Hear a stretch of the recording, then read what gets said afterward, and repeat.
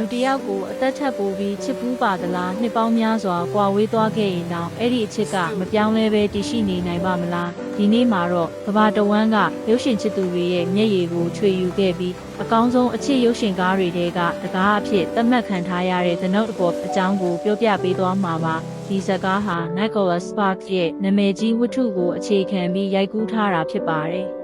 ဇလန်းကတော့1930ပြည့်လွန်နှစ်တွေရဲ့နွေရာသီတစ်ခုမှာစတင်ခဲ့ပါတယ်။နိုးဆိုတဲ့ဆင်းရဲတဲ့တစ်ဆက်လုံသမားကောင်လေးဟာချမ်းသာတဲ့မိသားစုကဆင်းသက်လာတဲ့လို့ဆိုတဲ့ကောင်မလေးနဲ့ဆုံတွေ့ပြီးအချစ်ဆက်လန်းစတင်ခဲ့ပါတယ်။သူတို့နှစ်ယောက်ရဲ့အချစ်ကအရန်ကိုယူသွတ်ပြီးနှက်ဆိုင်ခဲ့ပေမဲ့လူဒန်းစားကွာဟောက်မှုကြောင့်အယ်လီရဲ့မိဘတွေကသဘောမတူခဲ့ကြပါဘူး။နွေရာသီကုံဆုံးချိန်မှာတော့သူတို့နှစ်ယောက်အတင်းအကျပ်ခွဲခွာခဲ့ရပါတယ်။နော်ဟာအော်လီစီကိုတစ်နှစ်ပတ်လုံးနေတိုင်းစာတစ်စောင်စီ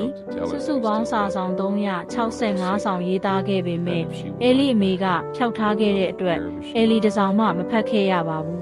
နှစ်တွေအကြာကြီးကွာဝေးသွားပြီးဒုတိယကမ္ဘာစစ်အပြီးမှာတော့ဘော်လီဟာချမ်းသာပြီးအစင်တန်းရှိတဲ့စစ်ဗိုလ်တအူးနဲ့လက်ထပ်ဖို့စိတ်ဆက်ထားခဲ့ပါတယ်။ဒါပေမဲ့မင်္ဂလာဆောင်ခါနီးမှာပဲသတင်းစာတွေကနိုးဆောက်ထားတဲ့အိမ်ဖြူကြီးပုံကိုမြင်ပြီးအော်လီတယောက်နိုးရှိရာကိုပြန်လာခဲ့ပါတော့တယ်။နှစ်ဦးသားပြန်လဲဆုံတွေ့ချိန်မှာအတိတ်ကအထင်လွဲမှုတွေမဖြေရှင်းရသေးတဲ့အချစ်တွေပေါက်ကွဲထွက်လာပြီးအော်လီတယောက်အနာဂတ်အတွက်ခက်ခဲတဲ့ရွေးချယ်မှုတစ်ခုကိုလုပ်ခဲ့ရပါတယ်။